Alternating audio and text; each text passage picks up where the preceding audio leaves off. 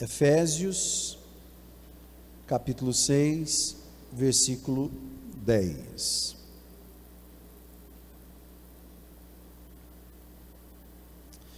Diz assim: no demais, irmãos meus, fortalecei-vos no Senhor e na força do seu poder. Nesse último capítulo da carta aos Efésios, eu abro um parêntese aqui para dizer para os irmãos que a Bíblia não foi escrita em capítulos e versículos, né? Eu já devo ter falado isso aqui algumas vezes. A carta aos Efésios foi escrita um texto, né? Uma carta, assim como todas as cartas de Paulo, e assim como os livros proféticos, poéticos, o Apocalipse. Não tinha essa divisão de livro e capítulo, não. Existem várias lendas, por assim dizer, de como essa divisão foi feita. Uma que eu acho mais interessante, que eu ouço assim, às vezes eu fico até imaginando a cena, que era de um frade que ia visitando os mosteiros por onde ele passava, no seu jumentinho, e ele ia lendo, enquanto ficava, né, naquela jumentinho lentamente ali, ele ia lendo, ele às vezes queria achar um texto de volta e não achava, e ele teve a ideia de ir marcando, logo depois enumerando aquilo e tal, mas provavelmente não foi assim, né? Mas eu acho essa uma ideia interessante, e eu fico imaginando a cena, né? Carequinha aqui com a careca de frade eu já estou ficando, né?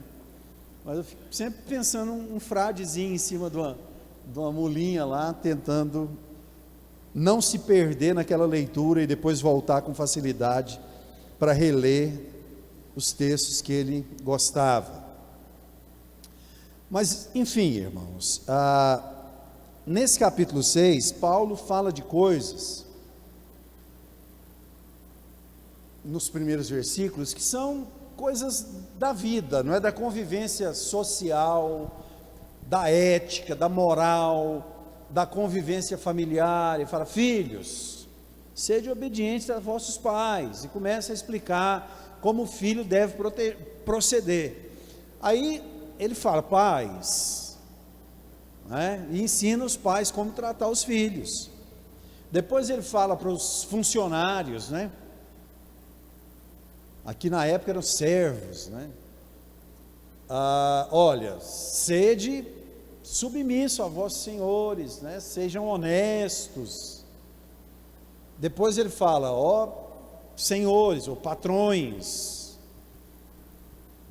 sejam honestos também no que diz respeito aos seus funcionários. E, enfim, são coisas que na realidade, muitas vezes eu digo que a igreja hoje tem se contentado em que os membros sejam bons cidadãos, porque até isso já está difícil.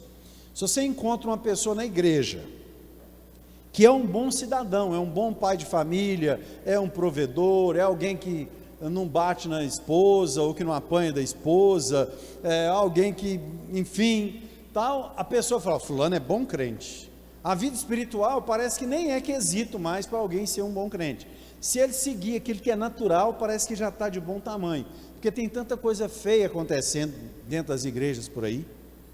Mas na realidade Paulo fala até o versículo 9 de coisas naturais, que são do nosso relacionamento social, familiar, empregatício, enfim. Aí ele diz assim: no demais.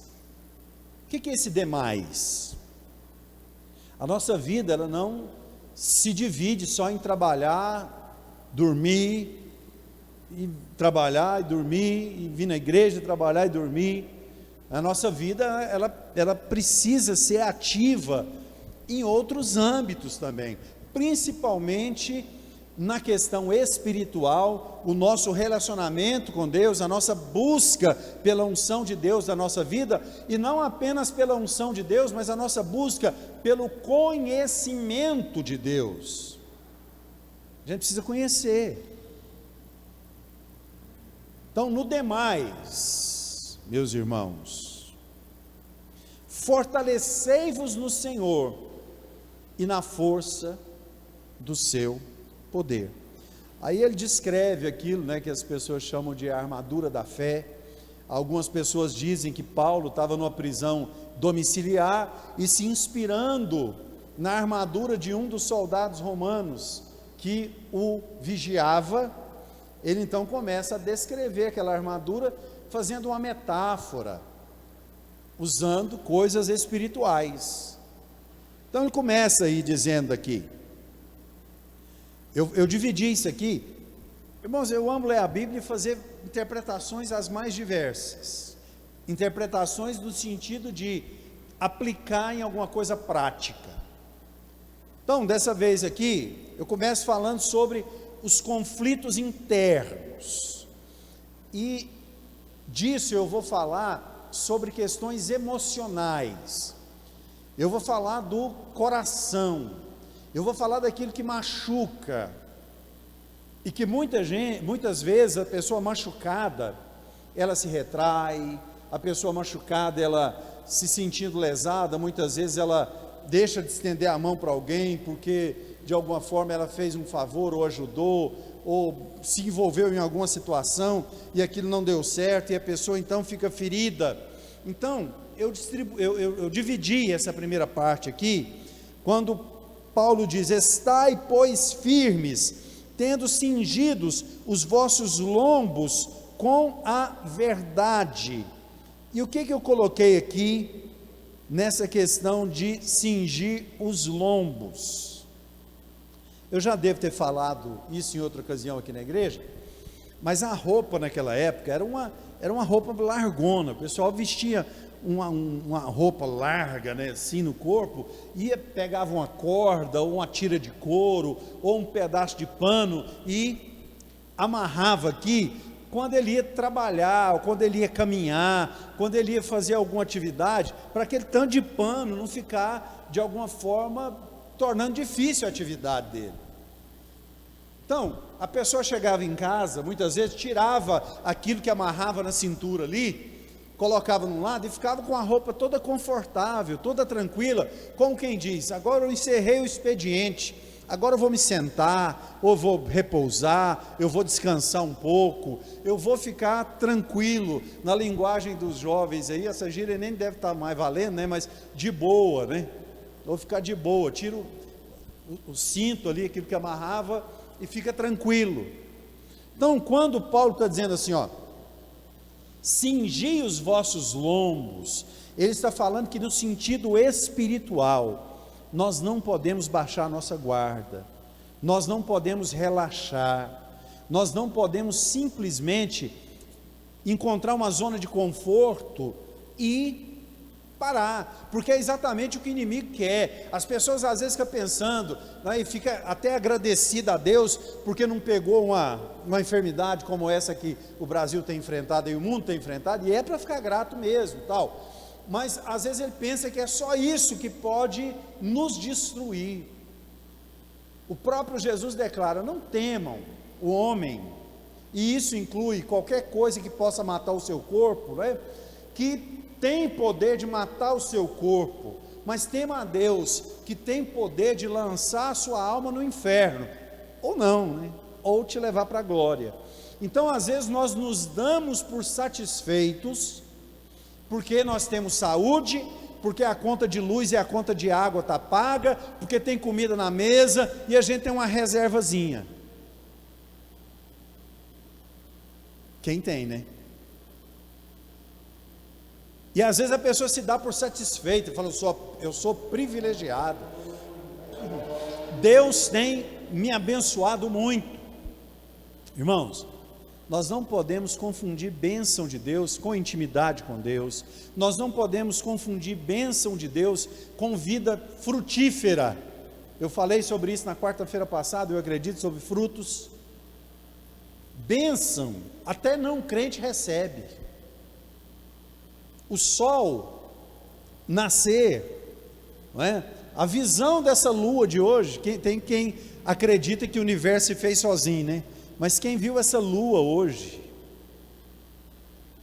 chamada de superlua, tão linda, não está flutuando no ar, Ela está obedecendo uma órbita. Deus colocou ela e ordenou: você vai ficar orbitando a Terra. Ela obedece a uma ordem, a um comando. E as pessoas querem se negar, não acreditam que há um ser, o ser, por trás disso tudo. Então, irmãos, nós não podemos nos contentar simplesmente com as coisas naturais, mas nós precisamos prestar atenção se a nossa vida espiritual está fluindo, se a nossa vida espiritual está andando. Nós estamos vivendo aí num mundo de fuga, num mundo de fantasia.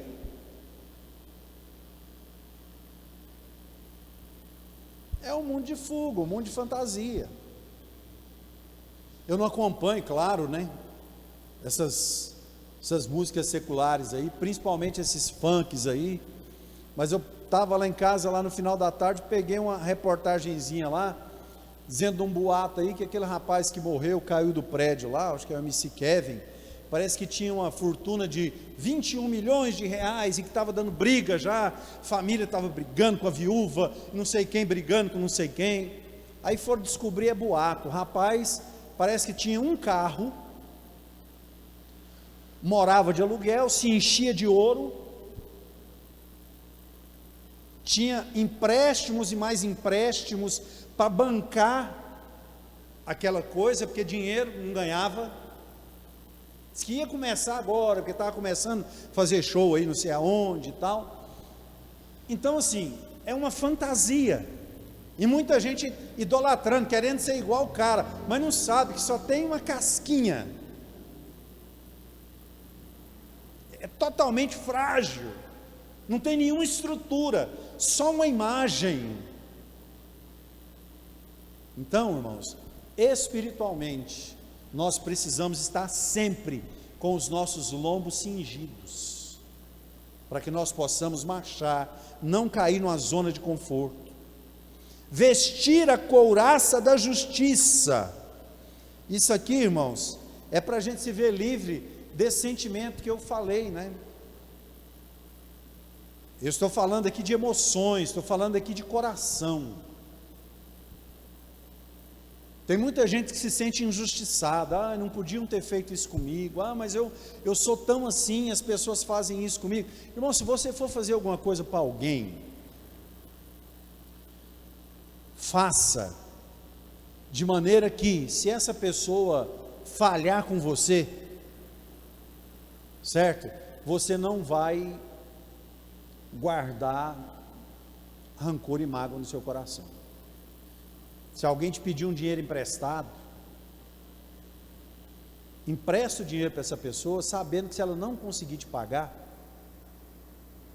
você ajudou alguém, e não deixa isso.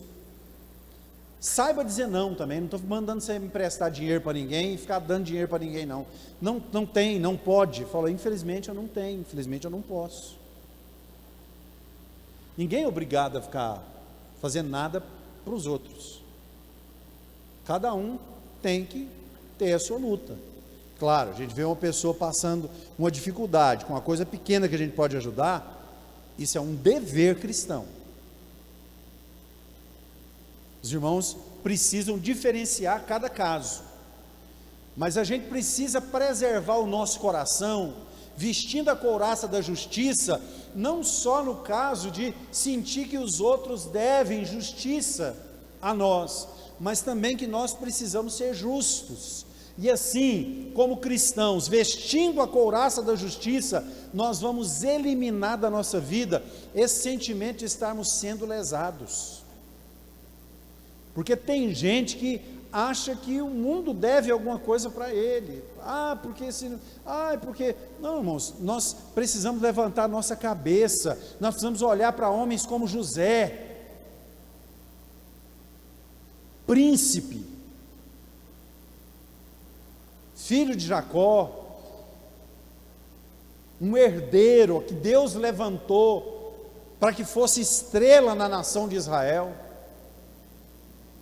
Deus deu um sonho para ele, o sol e a lua se curvavam diante dele, algumas outras estrelas, quer dizer, o pai, a mãe e os irmãos se curvavam diante dele. Isso foi o sonho que Deus deu para ele, ele era adolescente. A história da vida dele: foi vendido como escravo, acabou na prisão injustamente, foi esquecido lá. José tinha todos os motivos do mundo para dizer: eu não mereço isso, o que eu fiz para estar aqui? Mas José continuou servindo a Deus com todo o seu coração, e chegou o dia que Deus fez a sua obra na vida de José. Vista a couraça da justiça, seja justo. Se forem injustos com você, Deus vai fazer a obra, Deus vai fazer o que tiver que fazer. Então a gente precisa estar guardando o nosso coração. E aqui fala: e calçados os pés na preparação do evangelho da paz. Não sei por que colocou o evangelho da paz, né? O evangelho é boas novas de salvação. Mas em se falando de coração, em se falando de vida, a gente precisa ter paz. O crente precisa ter paz. A vida no Espírito Santo, o reino de Deus é justiça, acabei de falar, é paz e é alegria. Esse é o reino de Deus. Então nós precisamos de justiça e precisamos de paz. Mas por que calçados os vossos pés, imaginando uma armadura? Você está andando num campo de batalha, pode pisar numa ponta de flecha que está ali em algum lugar, ou você pode passar num lugar espinhoso. A vida tem espinhos, e se a gente não tiver calçado com a preparação do evangelho da paz, o inimigo vai roubar a nossa paz, toda vez que a gente pisar no espinho. E como tem espinho na nossa jornada, irmãos, nós precisamos calçar os nossos pés na preparação do evangelho da paz. Isso é o que nós precisamos fazer para guardar o nosso coração. Falei de conflitos internos. Agora vamos para a segunda divisão que eu fiz. Vamos falar sobre conflitos externos. Paulo segue dizendo: tomando sobretudo o escudo da fé, com o qual podereis apagar todos os dardos inflamados do maligno. Aqui, irmãos, eu quero falar de mente. Eu quero falar não de emoção, mas eu quero falar de razão. Por quê? Porque nós estamos vivendo uma época em que os falsos profetas estão por aí, e a Bíblia diz que nos últimos dias surgiriam falsos profetas, que se possível fosse, enganaria até os escolhidos. Irmãos, o pessoal na igreja é tão leigo muitas vezes, não estou nem falando da nossa, mas de algumas igrejas, enfim, que assiste uma novela da Record e pensa que aquilo lá é a Bíblia. Lá em casa a gente não assiste isso, mas a gente vê o comercial de TV, só o comercial a gente já vê que é um negócio totalmente distorcido. Eu vi uma entrevista com uma mulher que escreve lá para a Record, uma das autoras lá, e falou assim: a Bíblia é sem graça. Você vai ler a Bíblia, é um negócio sem graça. Então, para você fazer uma novela, você tem que pôr um molho, tem que pôr um tempero, tem que acrescentar umas coisas. E tem gente que assiste aquilo lá e pensa que aquilo é a Bíblia, irmãos. Quer assistir, tirando da cabeça que aquilo lá é a Bíblia, vendo que aquilo lá é uma invenção humana, alguém que faça isso. Mas do contrário, irmãos, nós precisamos nos alimentar disso aqui. Não deixa alguém trazer um prato feito e entregar para você, dizendo que é a palavra de Deus, não, porque você já tem a palavra de Deus na sua vida, na sua casa. Então, os falsos profetas estão vindo de uma maneira tal que a Bíblia diz que, se possível fosse, enganaria até os escolhidos. Pensa o grau dessas falsas profecias, pensa o grau das heresias que a igreja vai enfrentar daqui para frente. Nós já temos visto aí pessoas dizendo que a Bíblia precisa ser atualizada, pessoas dizendo: não é bem assim, o tempo que a Bíblia foi escrita, agora a coisa é diferente. Irmãos, não é. Todas essas paixões carnais que existem hoje aí, existiam desde a antiguidade. Não tem uma geração nova surgindo aí de ser humano, não. O ser humano continua sendo aquele criado por Deus lá no Éden. Não preciso falar, né? Mais fundo do que eu estou dizendo. Então, nós precisamos tomar o escudo da fé. Por quê? Porque todas essas heresias, todas essas falsas profecias que vêm sobre a nossa vida, são para minar o nosso entendimento, a nossa mente. Ah, mas crente tem que ser só emoção. Irmão, primeiro que não tem jeito, né? Nós não podemos ser. Mas não tem jeito de tirar o emocional também. A gente se emociona. Mas Paulo, escrevendo aos Romanos, fala: rogo-vos, pois, irmãos, pelas misericórdias do Senhor, que apresenteis os vossos corpos a Deus no sacrifício vivo, santo e agradável, e não vos conformeis com este mundo, mas transformai-vos pela renovação do vosso entendimento. Porque o inimigo quer atacar aqui, porque no coração, a pessoa às vezes fica triste, fica alegre, mas se o inimigo ataca a mente, a pessoa começa a achar que nada mais é pecado. Não, isso aí nada mais é pecado, não, isso aí é normal. Normal, por quê? Mente cauterizada. Então nós precisamos tomar o escudo da fé, sabendo que os dardos do maligno nos atacam como filhos de Deus. Tomai também o capacete da salvação, proteja a sua mente, não é? Como nós temos dito aqui. Como é que a gente faz isso? Lendo a palavra, pensando a respeito da palavra, falando a respeito da palavra, tendo uma vivência com a palavra. E a terceira divisão que eu fiz desse texto, depois você leia a armadura do Espírito lá e faça a sua divisão, pensa a respeito, tal, ora, né? Terceira divisão, a proteção do território. Eu já falei isso aqui, não sei se na quarta página, eu falei esses dias. Deixa eu tomar uma água aqui.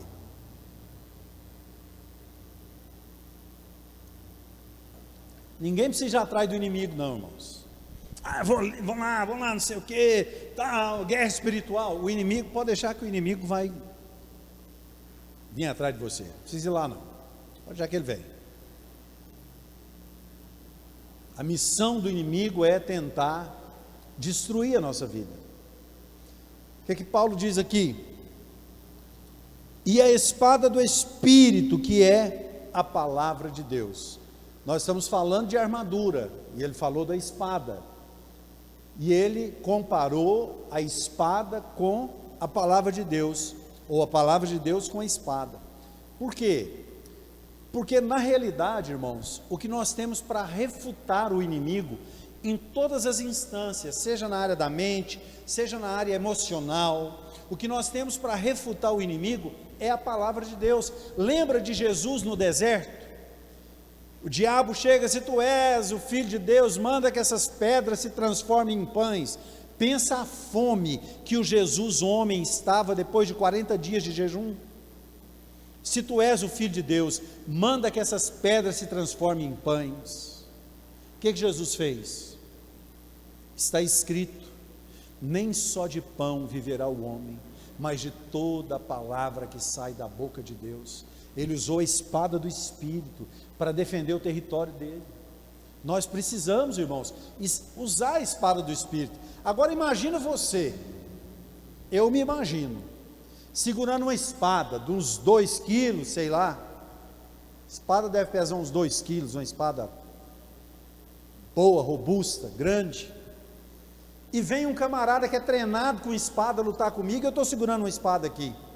O que vai adiantar essa espada na minha mão? Não vai adiantar nada. Minhas pernas vai adiantar muito mais do que a espada, se eu der conta de correr do cara. Mas a Bíblia não manda você correr do diabo, não, hein? A Bíblia fala que o diabo que vai correr de você. A Bíblia não nos manda correr do inimigo. Então, essa opção está descartada. Sujeitai-vos, pois, a Deus, resisti ao diabo, e ele fugirá de vós. Nós não temos a opção de fuga. Nós temos que permanecer firmes. Para isso, a gente precisa aprender a manusear a palavra. Tem gente que usa a palavra como amuleto, né? Abre lá no Salmo 91, deixa lá, parecendo reza brava, que o povo fazia antigamente, um trem escrito ali. Irmãos, amuleto não protege ninguém. Tem gente que usa um patuazinho no pescoço, tem gente que usa uma medalha, tem gente que usa... Não, isso aqui me dá proteção. Isso não existe. Isso é crendice, isso é superstição. Amuleto não dá proteção, o que dá proteção é arma, e arma a gente precisa aprender a usar, ela só é eficaz na mão daquele que sabe usar. Eu preciso terminar, para isso nós vamos ler Hebreus 4:12, diz assim: porque a palavra de Deus é viva e eficaz. Quando que a palavra de Deus é viva? Quando a gente para ler, e a gente com humildade ora e fala: Senhor, eu preciso ouvir a sua voz, fala comigo. E a gente se deixa ministrar pelo Espírito Santo. Às vezes a gente vai ler uma coisa aqui que é bênção, às vezes a gente vai ler uma coisa aqui que é exortação, mas tudo é para nós, e a gente precisa absorver, aprender e colocar em prática, que é o mais importante. A palavra de Deus é viva e eficaz, e é mais penetrante do que espada alguma de 2 gumes, e penetra até a divisão da alma e do espírito. Nós falamos aqui, irmãos, de mente, intelecto, e falamos de emoção. O espírito, ele está muito mais ligado à parte intelectual, e não tem tempo para eu falar sobre isso aqui, do que a parte emocional, porque a fé, por incrível que pareça, precisa ser uma fé racional. Como é que eu tenho uma fé racional, ligada à razão, se Deus é invisível e eu não... Bom, primeiro, o cristão tem como referência, e ele é cristão porque crê em Jesus, Jesus veio em carne. Há uma data para o nascimento de Jesus, não precisa, né, mas é uma estimada data para o nascimento de Jesus, para a sua morte, para o momento que ele foi assunto aos céus, e a nossa fé como cristãos se baseia não num Deus invisível apenas, mas num Deus que se fez carne, habitou entre nós, venceu a morte, ressuscitou e voltou para a sua glória. Então não é simplesmente um Deus que nós não temos referência, nós temos referência. A nossa fé é racional, e a espada, a Bíblia Sagrada, ela penetra até a divisão da emoção e do intelecto, da fé, da razão. Nós precisamos ter a palavra de Deus como esse divisor na nossa vida, e das juntas e medulas, e é apta para discernir, outra vez, mente, os pensamentos, outra vez, emoção e intenções do coração. Nós somos seres emocionais, somos seres racionais. Nós precisamos, irmãos, tomar sobre nós a armadura de Deus, para que a gente possa proteger o nosso lado emocional, mas também proteger o nosso lado racional, para que assim, sendo um ser humano completo, a gente possa caminhar rumo à glória que nos está preparada, que nos aguarda na presença do nosso Deus. Releia esse texto, pense a respeito do que foi falado aqui, fica gravado lá no Facebook, assista de novo, manda o link para alguém, pense a respeito disso. Nós precisamos equilibrar, irmãos, nós precisamos equilibrar, senão você fica numa canoa com um remo só, e se você ficar numa canoa com um remo só, remando do mesmo lado, você vai ficar andando em círculos, se tiver num lago, porque se tiver no rio, a correnteza te leva, você vai embora e pronto, desgovernado.